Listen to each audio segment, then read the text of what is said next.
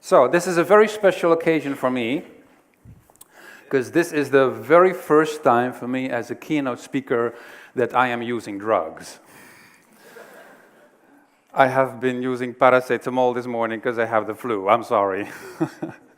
So if I'm not as vibrant as you would expect, it's because I have been sweating all night and I was swimming in my bed in the last 8 hours. But I'm feeling good now. I think I can do this. So this talk is called Managing for Happiness, and it starts with the observation that I have been a really bad manager in the past. I'm not going to share all those stories. I could do another keynote about all the stupid things that I did when I was a young manager. But I noticed that many people are not really good at managing companies and managing teams. I was not the only one. And many managers drive the organizations as if they are machines with the individual parts that need to be optimized for better performance. And it doesn't work like that. I noticed. I had to learn that over time, that bad management leads to bad performance of the company. But now everything has changed. Thank you so much for the invitation for this event. I get lots of invites. That's awesome, because I have learned how to be a better manager, and I like sharing some stories. And I will share some stories with you. And I have noticed there are 7 silver bullets. 7 silver bullets. There's not just one silver bullet. There's not just one holy grail, as the British like to say, but who cares what the British think nowadays? Not me. But sorry about that. But there are 7 silver bullets, and I can explain them with a couple of examples. One thing I learned is that change is easier when people share food. I live in Brussels. They always convince and persuade each other by stuffing food in each other's mouths, basically, right? Lunches, dinners, that's how politics happens in Brussels at the European Union.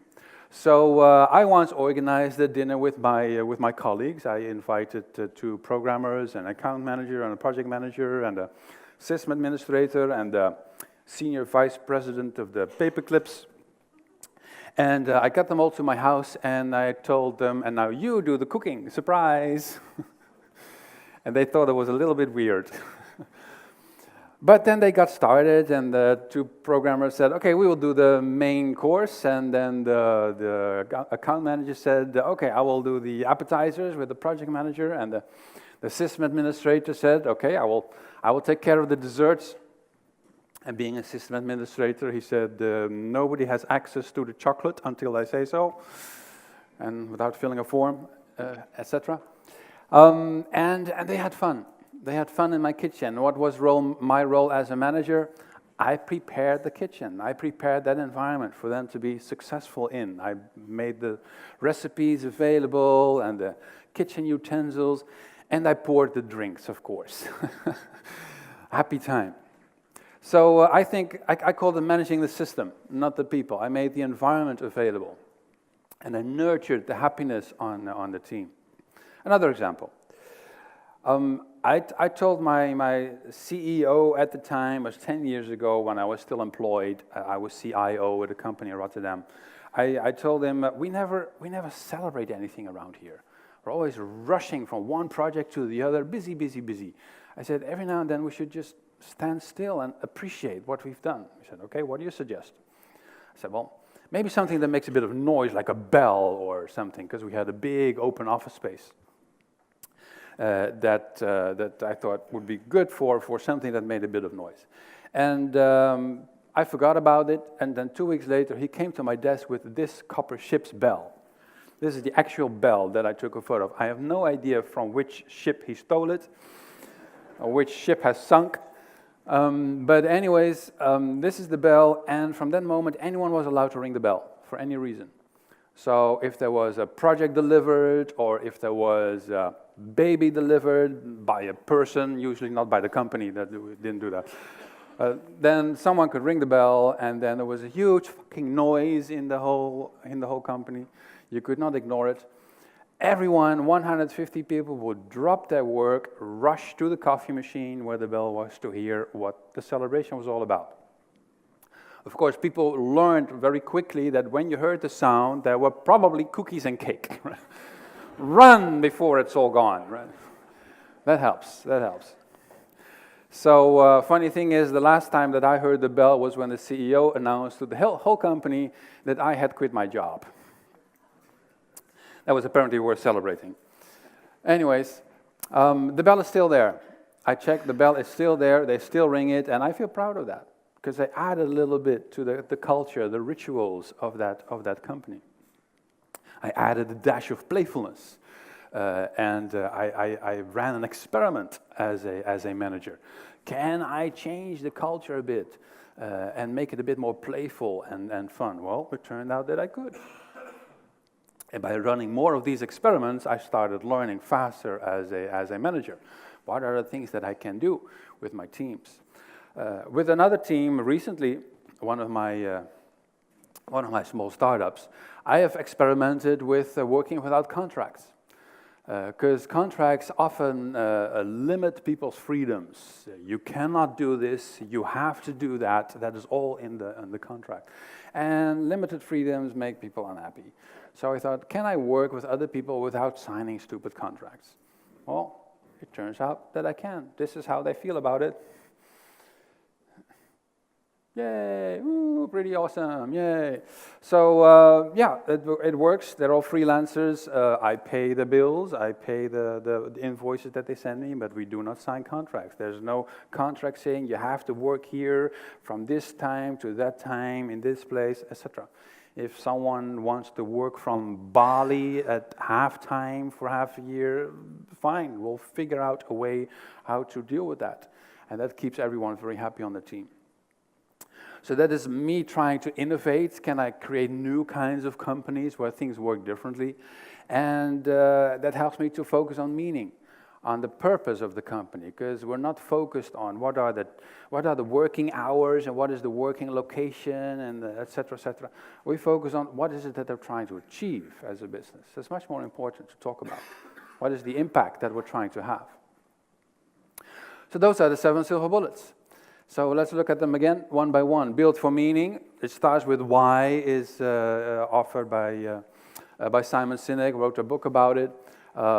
Innovative management, try new things all the time by accelerating your learning, running more experiments, adding a dash of playfulness, be weird every now and then, nurture the happiness on the team, and manage the system, not the people themselves.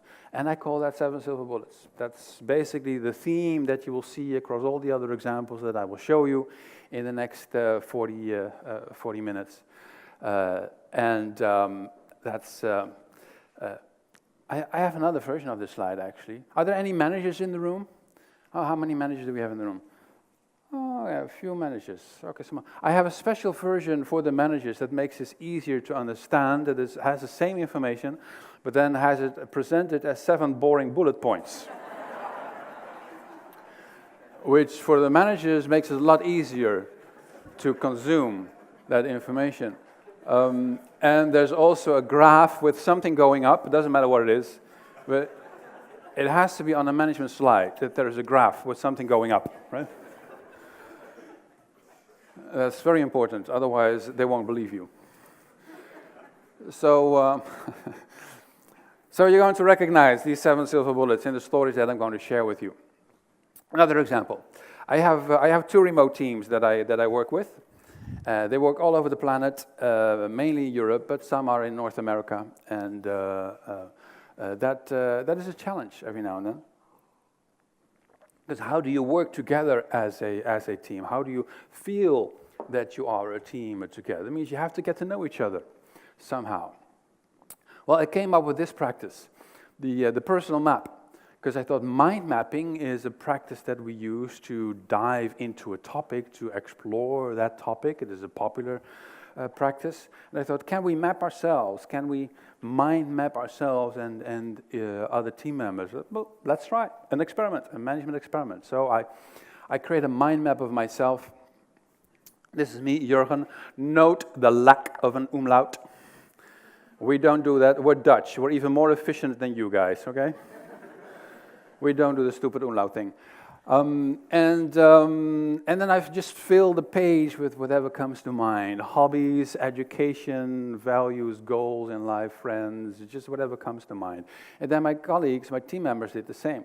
So this is Lizette's mind map, personal map, and she used pictures. How interesting. I didn't think of that. But she is a more visually oriented person, so she added photos. And then we asked questions about the personal maps, because we noticed that it is very boring if people just present their personal map.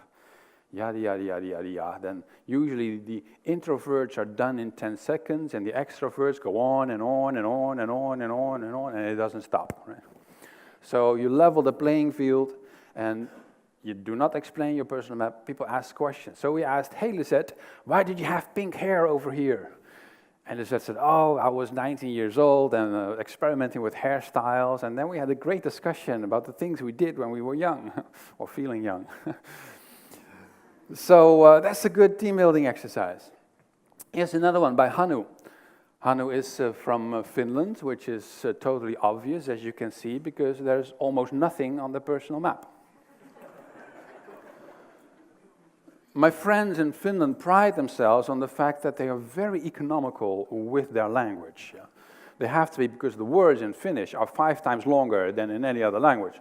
So you have to be very terse, very economical. My name is Hannu, I'm from Finland. And then the questions got started. Where in Finland, Hannu? Helsinki. Well, ultimately, we got the conversation going. I assure you, Hannu is awesome. He's a web developer. And I recognize that this is Finnish design, basically, right? This Finnish design. Finnish design, you can recognize Finnish design as there's no need to fill empty space with crap. That's Finnish design. Wonderful. I love it. Here's another one. This is by Sergey, our software architect, as you can see. I love these maps. They tell you a little bit about the person that you're dealing with. And there are many more from workshops that I did, Dave and Terry and Nicole, and they get very complicated sometimes. Julio, an engineering manager, of course, you can see that. So, this was an experiment, a successful experiment. I had many unsuccessful experiments, but this was a successful experiment. Can I create mind maps of my team? Now lots of people make these personal maps, and it's a great team building exercise. Also at the start of workshops, when people come in, just give them an empty page and just tell them to fill the page. Here's an example of the workshop facilitator. I made it already. And then the first 15 minutes, you ask questions about each other's personal maps. Another thing that I learned as a manager. Did you know that the word management is derived from the Italian word maneggiare?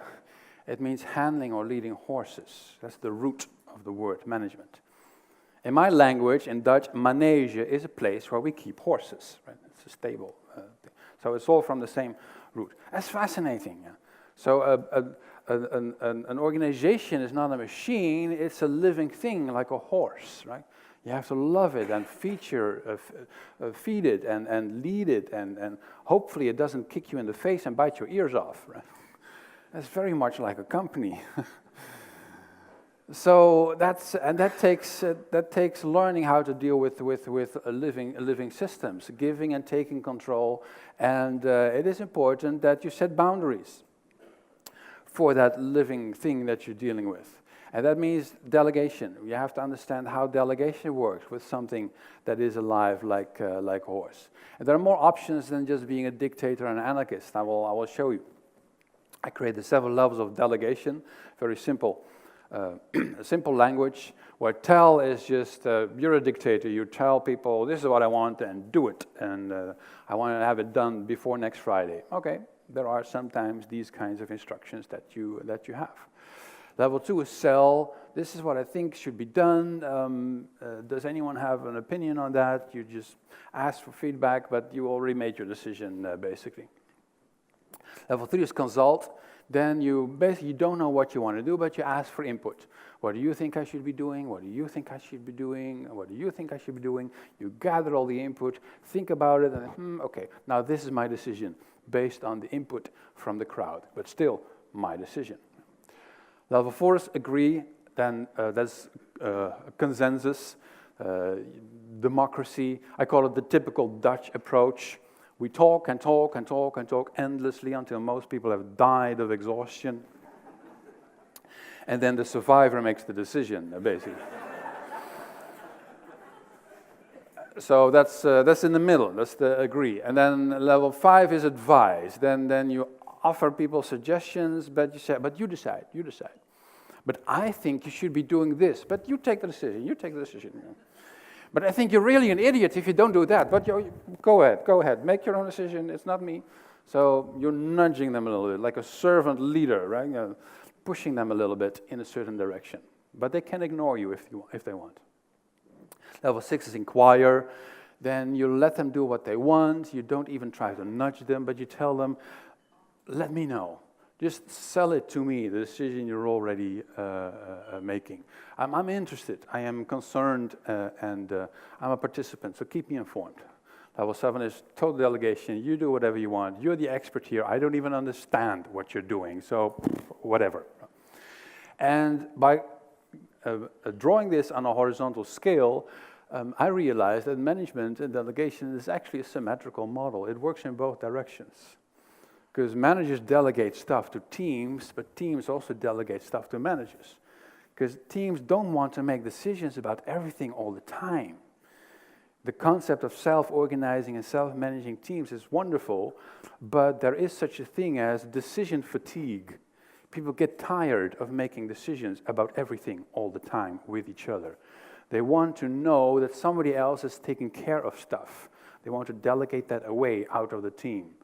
We are not going to talk about the color of the office walls. We don't have time for that, right? Let's focus on what we need to do. And you can visualize that as a delegation board. I like that, because visualization is a big thing in the agile communities. So vacation days is at level 3. That means you ask permission from the manager. When can you go on vacation?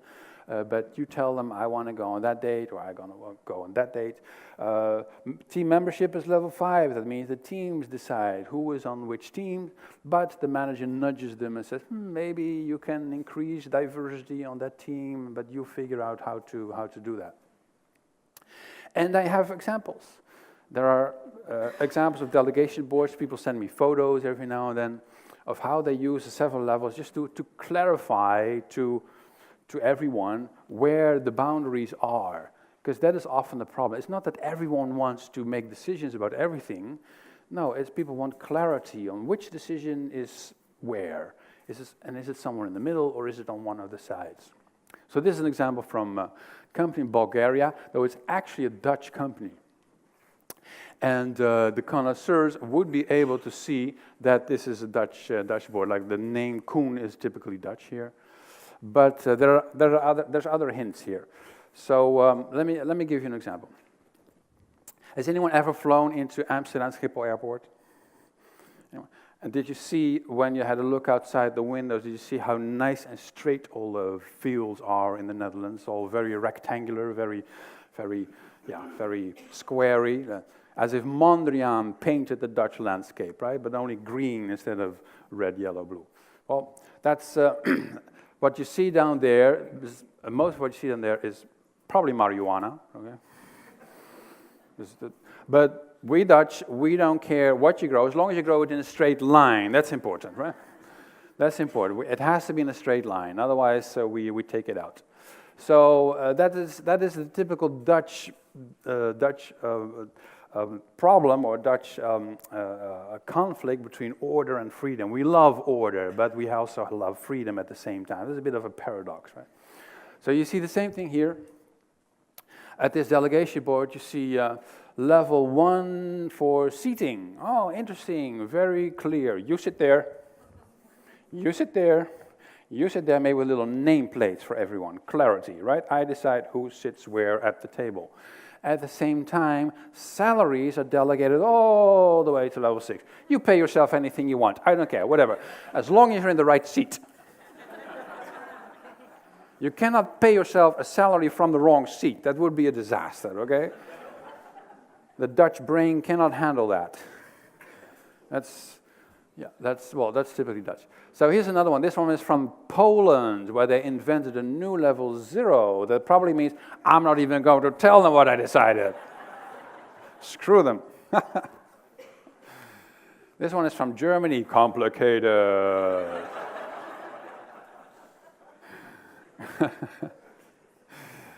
So there's a game, Delegation Poker, that some of you maybe have seen before, where you can play with these levels in a very playful manner, discover the boundaries between the manager and the team. The game makes no sense whatsoever, because it's basically like you have the horse and the rider discuss with each other where the fence is. It's ridiculous. It's ridiculous, but it's fun. It's fun, and it helps. It helps achieve clarity between the horse and the rider. So so that's another thing that I came up with. So I did a couple of things, lots of mistakes that I made in the past, also some successes that I had. And one thing that I am very proud of, when I did all those experiments as a CIO at that company in Rotterdam, turnover dropped from 15 or 17% to nearly 0 in my part of the company. People didn't want to leave their jobs anymore. They had fun. I introduced agile thinking practices, Scrum practices, my own management practices, and they were enjoying their jobs. So nobody left anymore. I thought that was a good result. Now the question is, what comes first? Is it the success of these practices that leads people to be happier in their jobs, or is it happy people who usually introduce successful practices? What comes first? Chicken and egg? Let's see some hands. You can guess only once, no cheating, okay? So, do you think that usually success comes before happiness? Raise your hands. Usually success comes first and then happiness after. A few hands. Yeah, a few, 4, 5, 6, okay. And how many of you think it's the opposite, that usually happiness comes before success? Slight majority, yeah. Slight majority, yeah. So, the experts seem to agree with the audience. Sean Aker in The Happiness Advantage says, we know that happiness is the precursor to success, not merely the result. So he also acknowledges it also goes the other way around, but mostly it is happiness first, then success. But Phil Rosenzweig, he wrote The Halo Effect, another fantastic book that I gave 5 stars. Does employee satisfaction lead to high performance? Probably, but the reverse effect is stronger. High performance leading to employee satisfaction. Difficult. But he calls it satisfaction, not happiness. Some people say that's the same thing, others say that's something different, so it is very, very complicated. Despite the complexity, a simple fact is happy workers do and achieve more. That's obvious from the data that we have. Some say there's a 15% increase in productivity, whatever. The details don't matter. It's certainly the case that happy workers do and achieve more. So what are the things that make people happy in their jobs? I looked into that. I did a bit of meta-research, because of course there's plenty of research into happiness, what makes people happy. So I read dozens and dozens of articles, and I found the patterns, the things that were mentioned again and again. I did that somewhere in Argentina, I remember. Fascinating country. Nothing works, everyone is happy. It's amazing. It's amazing. You come there at Buenos Aires airport, there's not a single cash machine able to give you any money, and they all have different error messages. That was the amazing thing, right? They've all failed in a different way. That was flabbergasting. Anyways, so no way to get any money. So I was sipping a cocktail somewhere in Buenos Aires. I probably paid for it by reselling the air conditioning from my hotel room or something. I don't remember. But I researched the happiness thing, and this is what I uncovered. Thank someone and be appreciative every now and then. Give something to another person, that makes you happy. Help someone who is in need of assistance, that makes you happy. Eat well, healthy foods. Exercise, work out regularly. I'm a runner, I do that. Rest well, sleep sufficiently. Well, not last night, sadly. Experience new things, try experiments. Hike outdoors, enjoy nature. Meditate, mindfulness practices. Socialize, hang out with other people. Aim for a goal, a purpose in life, and see that in your work. And smile whenever you can, even when you have to fake it.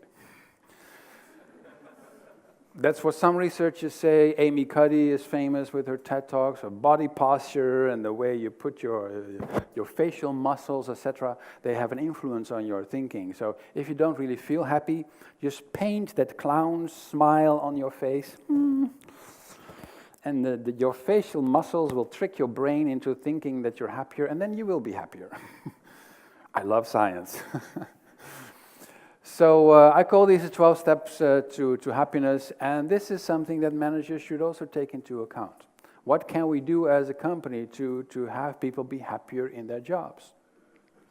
For example, I was at a company in Spain, in Barcelona, one of the best places to work. They won an award, and they had a meditation room, an alegria room, happiness room, that was there full of yoga mats and pillows and whatever, and people could just meditate there, and they thought that was awesome. They loved that, the employees. I've been at companies that have healthy food available instead of just unhealthy snacks. Kudo boxes are a famous example of thank you notes that people write for each other. I once did the hiking thing with my software developers a long time ago. I invited them to do code reviews outside in the sun. They thought it was weird. I had to convince them. I said, you print that crap, all those classes and interfaces and whatnot. I'm a software engineer myself, so I know what I'm talking about. Print it, take it with you. I practically had to drag them from their caves outside into the fresh air, and they were like, oh my God, what is that thing up there? And I said, that's the sun, you idiot. They'd never seen it. So we sat there under a tree, and we did code reviews, and that was really nice. And then we did it regularly during summer. I call that hiking. It was just 50 meters, but it was a long way.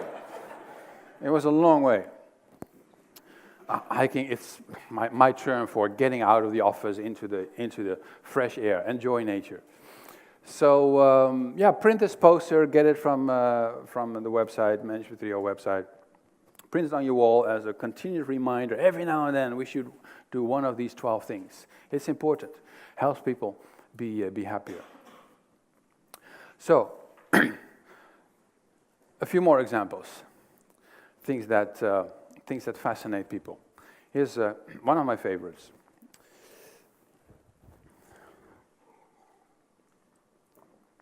So there is this problem of figuring out what performance is and who should be rewarded for performance in companies. That's one of the many problems that managers are faced with. How do we pay for performance? How do we recognize people when money is part of the equation? Traditionally, you have this picture where people get a steady amount of income, a salary or whatever throughout the year, and then once per year there's a significant amount of money for some people.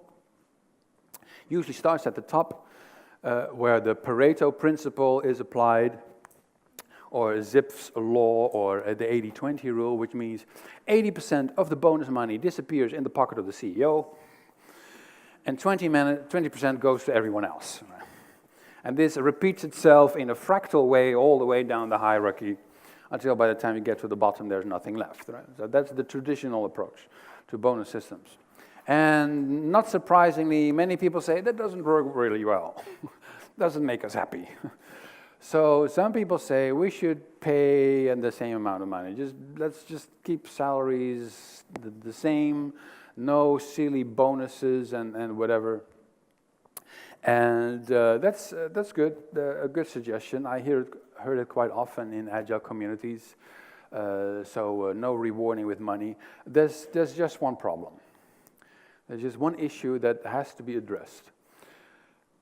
Did you know that on average, 70% of people think they are above average drivers?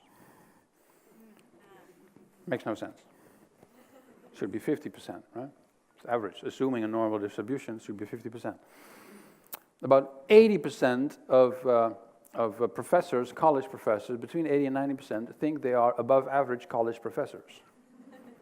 These are smart people. They're college professors. They should understand with a normal distribution that 50% is at the half. Yeah, not 80, 90%. How can, it's ridiculous. I'm pretty sure that among professional keynote speakers, 95% think they are above average. So this is the entitlement problem, that people often think they are better than average. So what is the issue here is that if you do not distinguish between the performers and the non-performers, then probably 70 to 80% of people think they are underpaid because they believe that they're better than everyone else or most others. It won't be true, but they're human beings. Right? That's how we are. Right? This is how our brains are wired. So we have to do something to recognize that some people have a bit overperformance, some people have a bit underperformance, perhaps. So I tried to do that with my team, with a Happy Melly team was one of my teams, with small bonuses, not much, just a small amount of money, just enough to buy yourself an extra pair of shoes, but there is a signal. The signal is important. It's more about the signal than the amount of money. And we do that in a very special way. We have points that we give to each other. Every month we have 100 points that we get at the start of the month. And throughout the month we can give those points to others for things we believe that contribute to performance. So 5 points to you for helping me out yesterday with the problem that I had. 10 points to you because I screwed up the web server and you survived. You helped me survive it. Thank you so much. 15 points to you because you ask your emails every day within 10 minutes. I find that amazing. So people give these points to each other for anything that we believe is helping performance of the team. And these points accumulate over time, they build up over time. And ultimately, they should result in a bonus, right? Well, the bonus depends on how well the company, the team is doing, and the CEO sets aside some bonus money every month. Every month, depending on the performance of the whole business, we set aside some bonus money. It goes into a bonus pot. And then comes the moment when we have to convert the points that people received into the actual bonus money that is available. This is how we do that. Okay, dice. Oh, come on, big money, big money. Everyone give it a kiss.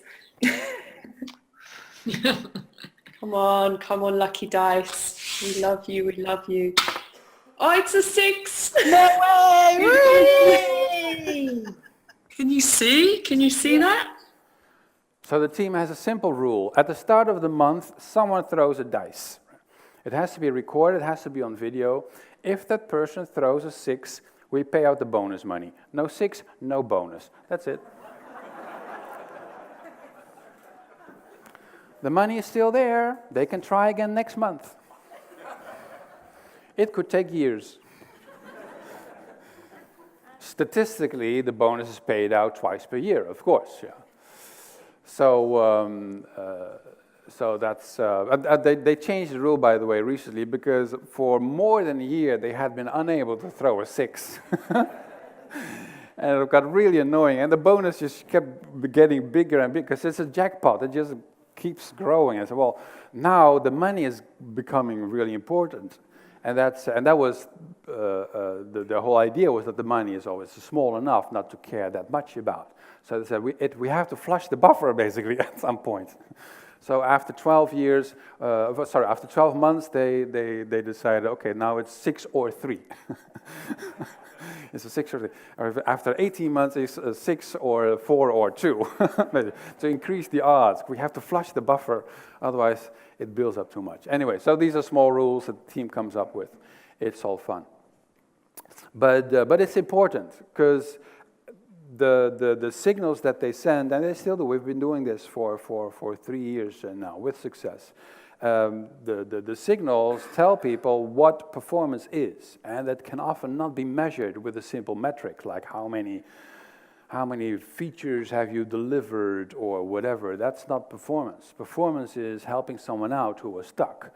Or performance is organizing a great retrospective so that a couple of problems were being addressed. Well, the facilitator then had great performance for the team because was able to remove some bottlenecks in the team processes. And these kinds of performance contributions are impossible to measure unless you use the human brain and use some kind of silly point system like this or any other mechanism. So the team loves it very much. They think it is their own little Las Vegas casino that they have every month. And of course, the rolling of the dice thing is invented to make sure that it is unexpected. Because when people have a payout in December, then they are already planning for their bonus in December. Right? It means that probably they have already spent the money before even getting the bonus. Right? And that is not what you want. Another example. Values and culture, one of my favorite topics.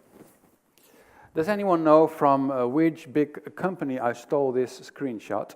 Our values are responsibility and sustainability. I think I heard it over here. Volkswagen, very good. Our values are responsibility and sustainability. Right. We all know what happened with Volkswagen recently, right?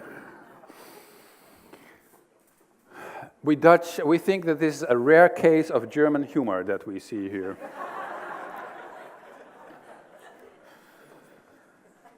So,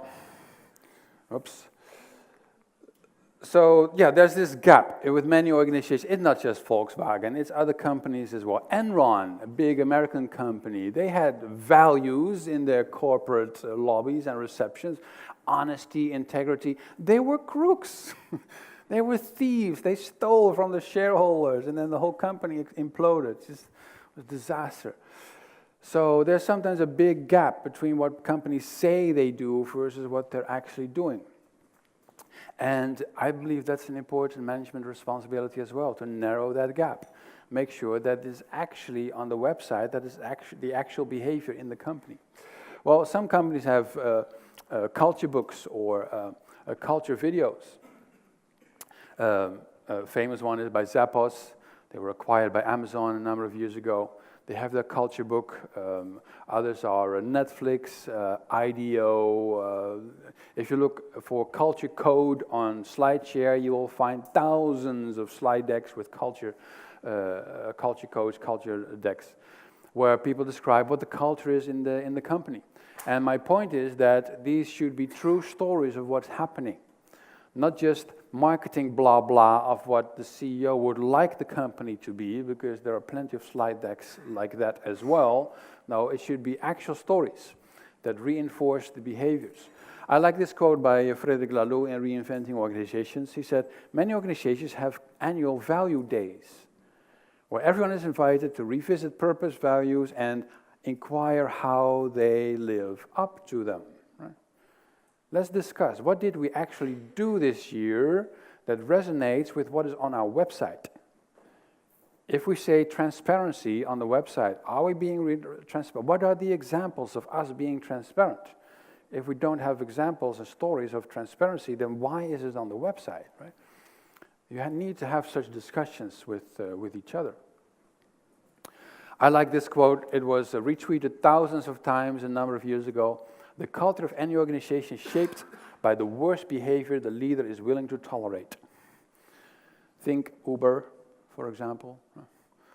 Terrible culture, according to the stories in the media. And it was tolerated. It was even supported, even by the CEO, who was then thrown out after a while. Much too late, of course. I prefer this version that I created. It did not get thousands of retweets yet, sadly. Still working on it. The culture of any organization is shaped by the best behavior the leader is willing to amplify. Yeah. And I think it's a bit like in marriage, in any relationship, where you have compliments and criticism. 5 times more compliments, at least. than criticism. Right? That is the healthy balance. So 5 times more shining the spotlight on the good stuff that is happening with kudo cards or with merit money or whatever. And then sometimes, yes, you have to be critical towards things that are not permissible, that are not part of culture. Remove the weeds, basically. That is important thing to do. So one of my teams has a value stories channel. That's one way where we share stories, blurred out here because it's private information. But we use such channels, such stories to resonate, to see how what we're doing resonates with the values. Also, the bonusly tool that we use, where we give each other points, we can add our values there: boldness, flexibility, patience. So we can actually, with the points that we give, we can correlate with the values of the company and even make some nice statistics from that. This is the normal part of our team, I think. And we recently had nearly a year ago, we had a conversation. What are the core values? Because we had 10 values or something that was already too much. Well, how can we reduce it? And we came up with: dare to be bold, always be kind, make it creative. And still, I cannot remember them. It's just 3, and I can't remember them. Like when I go to the supermarket for 3 items, I come home with 2. And I'm like, oh my God, I forgot the milk again. How hard can it be? It's ridiculous. That's because the human brain is not wired for lists. We're not good at storing lists in our head, but we are good at storytelling. At the end, after Skinner, you will not be able to recall the 7 silver bullets, but you will be able to recall some of the stories that I shared with you. That's more important. So do some significant storytelling with your team. How do the values resonate with your actual behaviors that you have seen? Okay, nearly there. Last example. Should we celebrate failure or should we celebrate success? I showed you the bell. What is the right time to ring the bell? Should we ring it when we fail or should we ring it when we have success? Because there are plenty of people in the Agile community say, well, celebrate failure, woohoo. There are fail conferences where people get together and say, yay, we wasted 1 million euros, or dollars, let's celebrate, ta-da. How many of you think that it is okay to celebrate the bell when you failed? We failed, celebrate. Okay, fair enough. Half of the hands go up. How many of you say, that's okay, that sounds interesting, but I would prefer to ring the bell for successes? Most hands go up. How many of you say, let's just ring the bell all the time, failure, success, party? I like that. I like that. Okay, so here's the real deal. I made this diagram based on the work of Donald Reinertsen. He writes very, very complicated books that I can hardly comprehend. I get halfway and then I give up, basically. It's full of information theory and queuing theory. But this is the gist of one of his books. And I checked with Donald and he said, yeah, that's pretty much what I meant. And I was like, oh, thank God. I understood it. So we have good practices because they usually lead to success. Sometimes good practices fail. It happens every now and then when a good practice does not work. I'll tell you a story, silly anecdote. I got an email a year ago or something from someone from an Eastern European country, don't know which one. And that person said, Jurgen, we tried the bell and it didn't work. I thought, how is that possible? How can the bell not work? I mean, it's such a simple practice, just celebrate, ring the bell. But the story continued. It worked for a while. We used it to celebrate things, but then one of the software developers rang the bell for celebrating that he had great sex the night before. And then afterwards, nobody wanted to ring the bell anymore. True story, true story. And then, of course, the question, what do we do now? And I was like, how do I know? Anyways, so yeah, sometimes good practices fail. It's good to know. We have mistakes, bad practices, but I prefer to call them mistakes because we don't do bad practices intentionally, usually. That usually lead to failure. Sometimes mistakes are successful. You're being an idiot and you get away with it. Some of the craziest inventions happened because people made mistakes. This is how safety glass was invented, because a chemist dropped a glass on the floor and it shattered, but it stayed whole at the same time. Then he wondered, how is that possible, and what was in the glass? And then he came up with a substance that is used for safety glass. Same with rubber tires, vulcanized rubber, same with Viagra, same with whatever. All unintentional discoveries, mistakes that people made, lucky mistakes. So experiments in the middle, that is what we do to learn something. When we don't know whether something is a success or a failure, we try. That's the whole point of running an experiment. We want to know, is this successful or not? And that's where learning is optimal, Donald said in his book. Learning is optimal when there is a 50-50 chance of succeeding or failing, according to information theory. I'm just channeling Donald at this moment. I have no idea what I'm saying. Just learning is optimal when we run experiments. So we don't learn anything when we repeat good practices. We don't learn anything when we repeat mistakes. We already knew that we were idiots, right? But we learn something when a good practice fails. Aha, so the bell does not work in this case when somebody uses it for a stupid reason and then others don't want to be associated with that anymore. That's interesting information. It works when mistakes succeed. Now, when people say celebrate failure, then what you can see here is that this is this part of the diagram. Should we celebrate this part? I think not. Because that includes you being an idiot. There's no reason for celebrating that.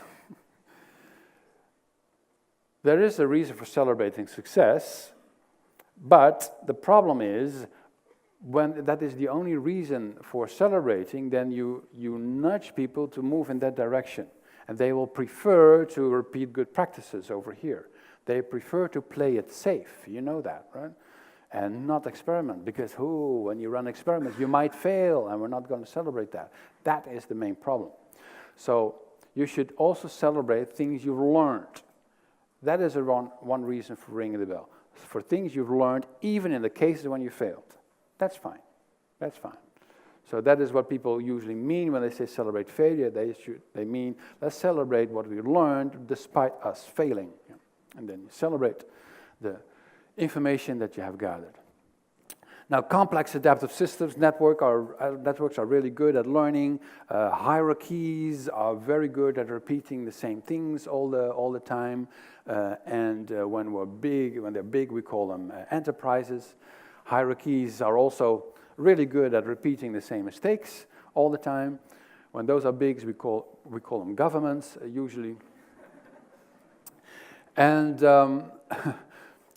and what we want is a bit of both, right? We want the network and we want the hierarchy. We want the experimentation, which is done with self-organizing teams in an agile way and creating new products. But yes, we also want repeatable stuff, things that already work, just drive for efficiency and etc. This was the first smartphone was created by a small team of really smart people. It was a new experiment. And then the other billions of copies of that, that's over here. Let's just drive for efficiency, doing the same thing of what you already know that works. So by all means, celebrate success if you also celebrate learning. That's really important. I call that a celebration grid. You can use it at the end of retrospectives or at the end of a workshop. People love that, standing around the wall, just using sticky notes and everything to discuss what are the successes, what are the failures, what are the good things we noticed, the mistakes, and what are the new practices, the new experiments, that we should be trying. It's useful discussing that with the team. And as you can see, here's one that is was created by a Dutch company. You can see that they're Dutch because they finished the retrospective just before 5 o'clock. Yay, done. Woohoo, everyone go home. It's very punctual. So I hope you saw that, hope you recognize some of the 7 silver bullets throughout these examples. Playfulness, accelerate your learning, run experiments all the time, add a dash of happiness, nurture the happiness, and I always manage the system. I try not to manage the people, I manage the system so that people manage each other within that system. All of that is in this book, Managing for Happiness, of which there is a German version available since a month or two ago. Very happy about that. And I invite you to go to my website if you want more information. And in 15 minutes, we'll be going upstairs for another small talk. Thank you so much for listening.